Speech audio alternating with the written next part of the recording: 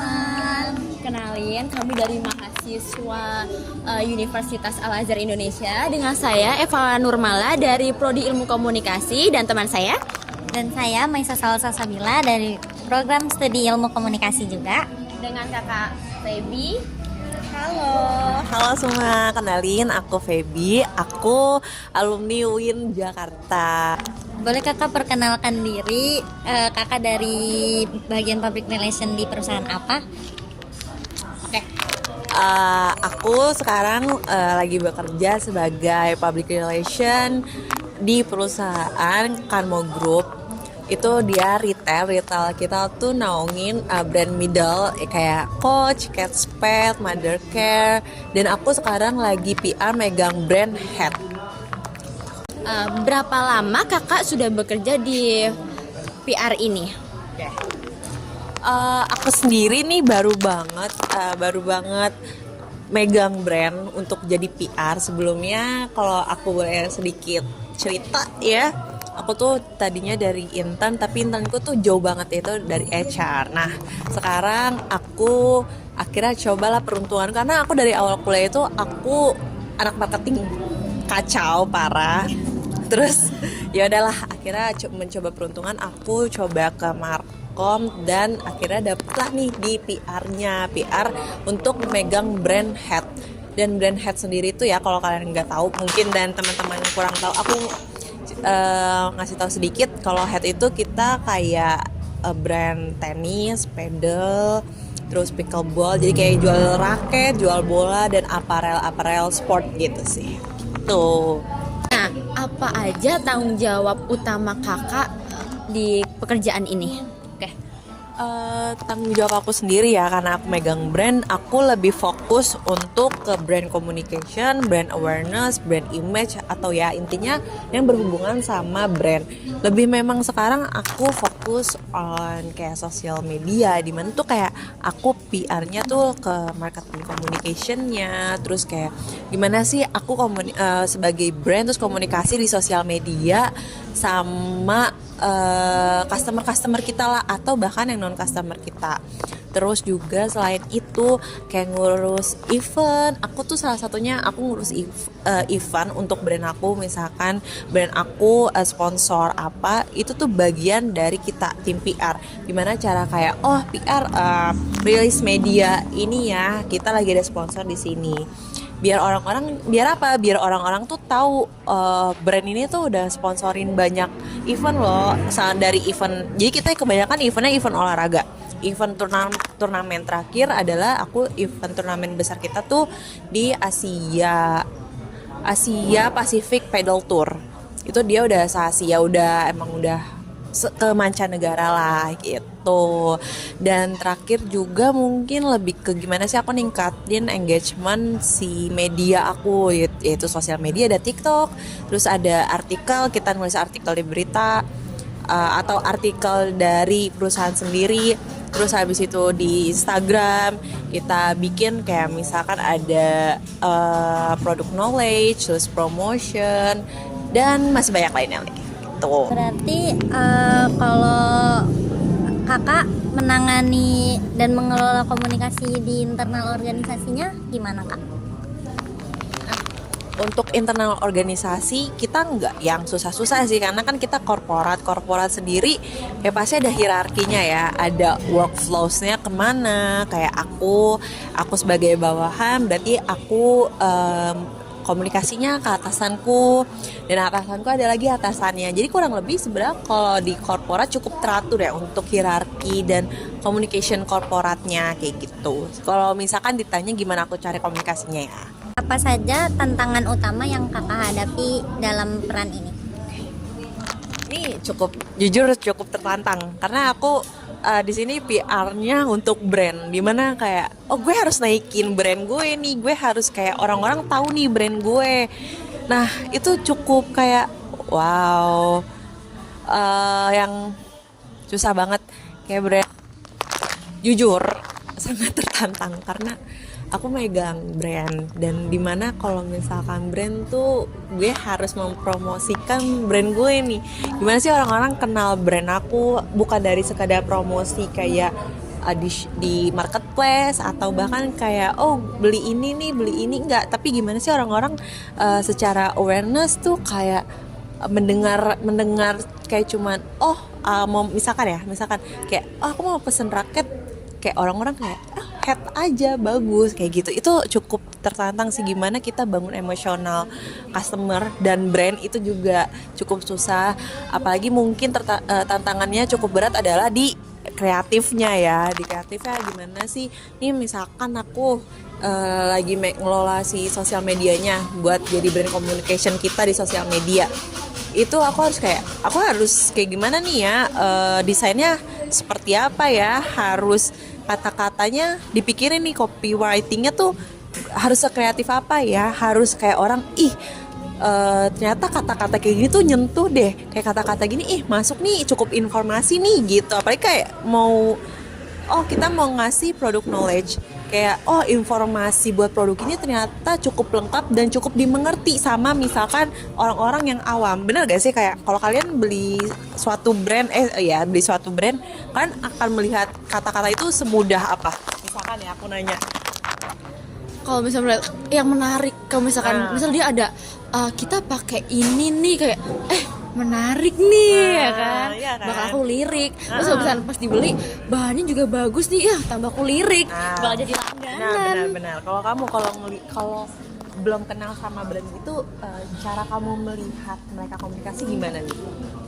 Dari gimana cara mereka ngejualnya, Kak.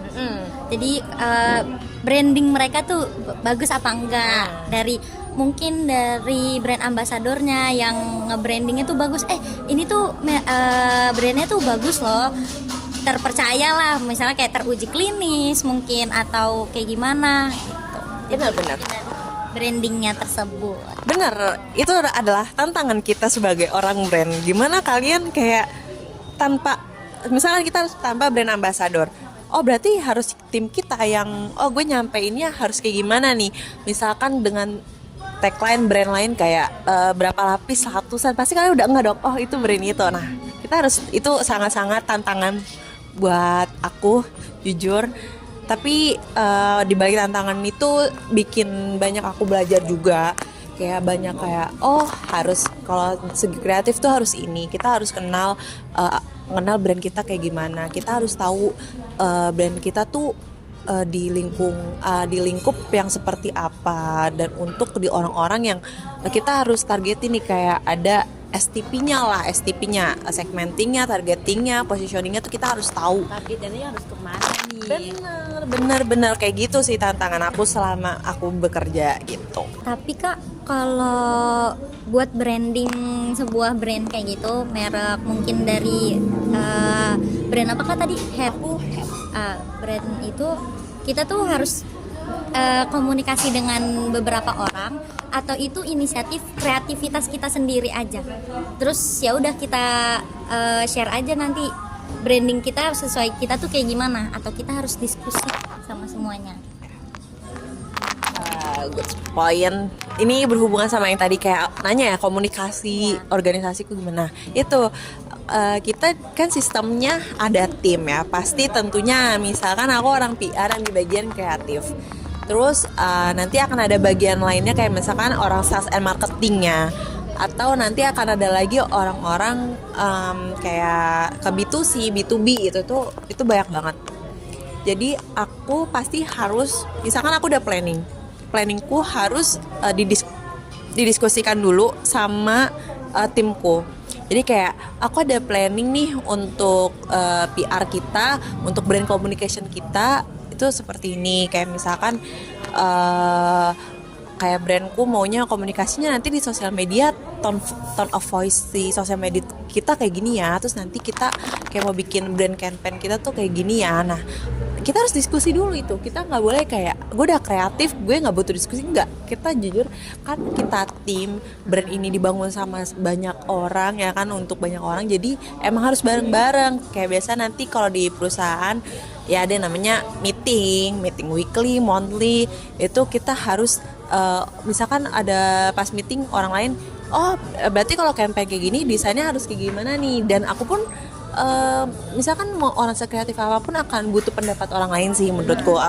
Karena dia akan butuh kayak oh gue menyampaikan ini tapi apa ya yang sebenarnya dibutuhin lagi gitu. Jadi itu kebutuhan orang lain, kebutuhan si pembuatnya, dan nanti kita bahas kayak oh ternyata kebutuhan customer kayak gini gitu. Jadi harus tetap dikomunikasikan, kita punya tim, kita harus kerja bareng-bareng. Itu namanya teamwork ya. Kalau misalkan di korporat Kita juga harus tahu ya, masa selera orang, kita harus apa ya namanya, survei nggak sih Kak, kalau misalkan kita mau bikin brand ini nih, orang-orang tuh sukanya tuh kebanyakan yang kayak gimana sih, biar kita tuh bisa menjangkau mereka. Terus kalau misalkan kayak bikin brand, kan kadang kan di Indonesia ini kan banyak brand, bahkan sampai luar negeri juga banyak brand kan. Gimana itu caranya Kakak biar brand kita tuh beda, terus nggak sama kayak yang lainnya? Pas meeting pasti harus ada pembahasannya pasti ya. Benar banget. Kalau misalkan itu pastilah setiap brand itu harus punya unique point sellingnya masing-masing, harus punya ciri khasnya masing-masing. Itu benar banget. Jadi apa sih membedakan kita dari brand lain? Entah dari cara nah baik lagi nih, misalkan seorang PR, cara komunikasi brand ini tuh beda banget nih dari brand lain. Misalkan brand lain cuma ngomongin penjualan, tapi di brand kita ngomonginnya how to kayak tips-tipsnya, bahkan kita lebih kayak cara pakai brand ini tuh kayak gini. Terus kayak kalian tuh bisa apa ya, banyak tips, banyak education dari brand ini. Itu sih yang cukup membedakan. Nah itu bagian dari PR juga, yang harus kayak misalkan kita mau ada peluncuran brand baru, itu tuh udah tugasku untuk kayak kita misalkan mengundang KOL, influencer atau apa, kita harus cari tahu influencer atau KOL yang selaras sama brand kita. Misalkan nggak mungkin dong kayak gue brand sporty tapi untuk orang yang beauty, misalnya untuk beauty make up gitu ya. Mungkin kan memang ada, masa mereka beauty and make up, cuman kan kita butuh orang yang benar-benar kayak brandingan mereka tuh sporty. Ada benar-benar kayak misalkan aku di tenis, orang ini suka tenis, orang ini atlet tenis. Jadi kayak lebih masuk. Kita lihat nih orang-orang yang si pecinta pedal sekarang juga kan rame nih. Emang banyak artis, banyak influencer, bener kan? Cuman harus dilihat pedal. Benar. Tapi aku harus lihat secara komunikasi emang dia di akunnya tuh apa. Dia ternyata cuma beauty and makeup. Oke, di pedal dia main pedal, cuman tidak menyampaikan gimana pedal sih kayak gitu. Itu tugas kita. Press release, press conference itu tuh kita yang buat. Terus gimana kita setting kayak di media nih, kita harus uploadnya apa ya, di sosial media, di Instagram. Terus nanti bentuk eventnya nih kita akan ada kayak bentuk event kita nanti harus kayak gimana. Itu benar-benar dari tugasku sih, kurang lebih kayak itu. Kalau jenis periklanan yang kakak pakai buat brandingnya itu cuma di sosial media atau kayak mungkin kakak bikin poster terus di print out dan dibagikan gitu? Buat sekarang kalau brand enggak dong, karena aku tuh karena retail ya. Kalau retail tuh enggak yang print out. Sekarang udah enggak. Retail tuh udah bener-bener tertata, yaitu ada PR-nya, ada markomnya, ada orang brandnya tuh misalkan nanti ada sosial media eksekutifnya, terus juga ada banyak lah kalau di brand itu. Jadi cara brand aku mengkomunikasikan tuh di sosial media, terus kita B2B, event, partnership, sponsorship, terus sekarang kita sekarang udah digital marketing udah sangat penting ya di era digital sekarang. Kayak kita aktif di marketplace, kayak ada marketplace kita kayak gitu.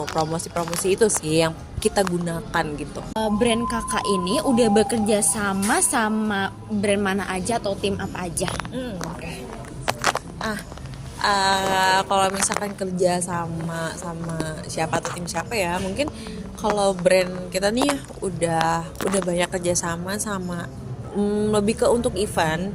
Kayak misalkan kita ada event tuh kemarin, yaitu tadi aku bilang PPT Asia Pacific Pedal Tour ya. apa namanya, pedal turnamen untuk yang sebenarnya udah mancanegara sih, udah mancanegara kan. Terus paling event-event community tenis, pedal, pickle, yang sekarang misalkan kalau kita tuh ada kerjasama juga sama ada namanya aplikasi atau website itu Ayo Indonesia, biasanya itu dia untuk ngebooking lapangan untuk olahraga.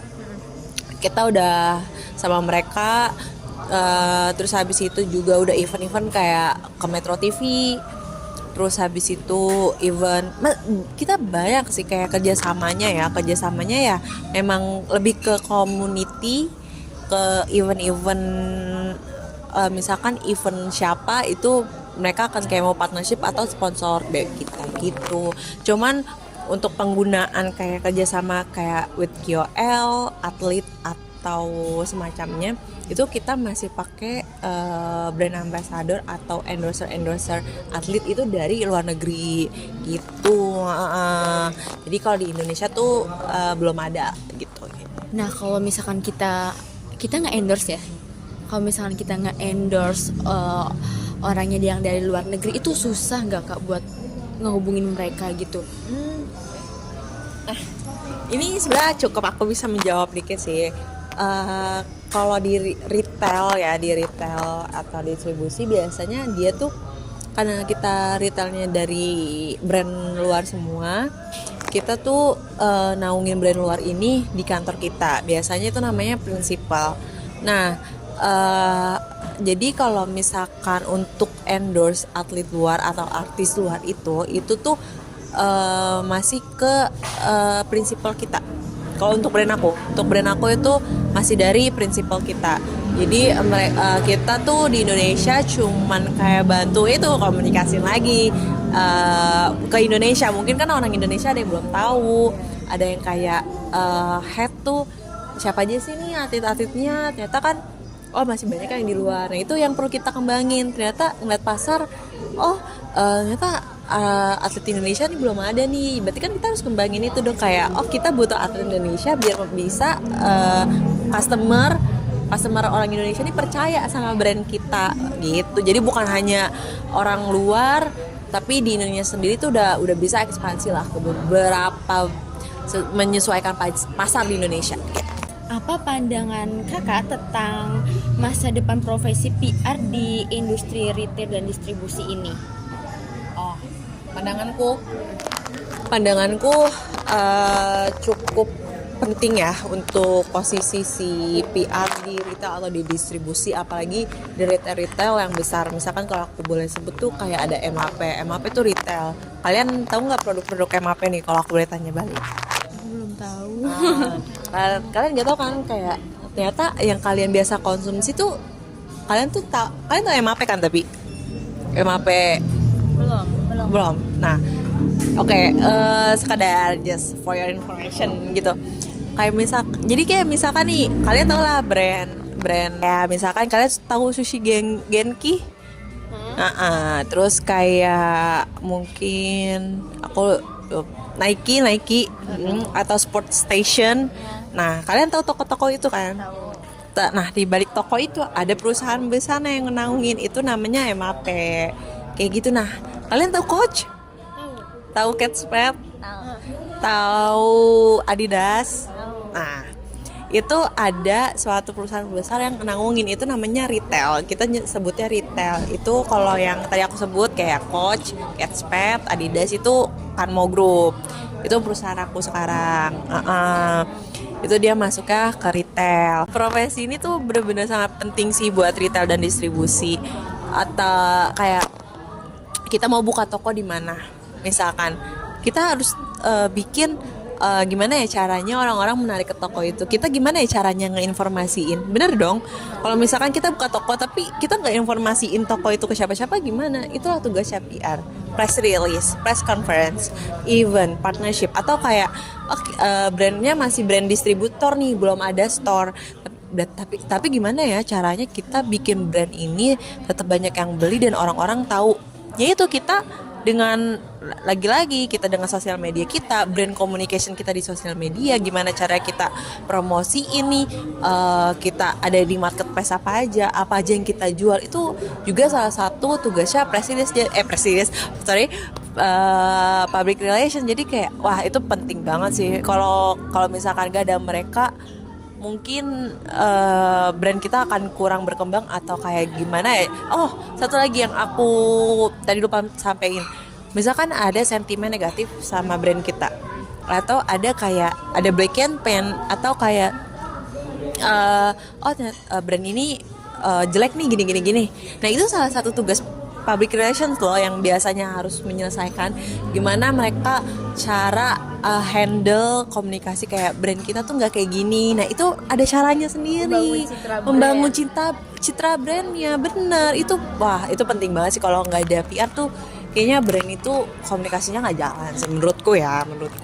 Jadi PR ini sangat penting banget ya di sebuah perusahaan. Kalau misalkan tanpa PR juga kurang ya untuk menghandle perusahaannya. Jadi ya segini aja pertanyaan dari kita. Terima kasih Kak Pebi. Thank you juga. Terus udah kali ya. Sekian dari kami. Assalamualaikum warahmatullahi wabarakatuh.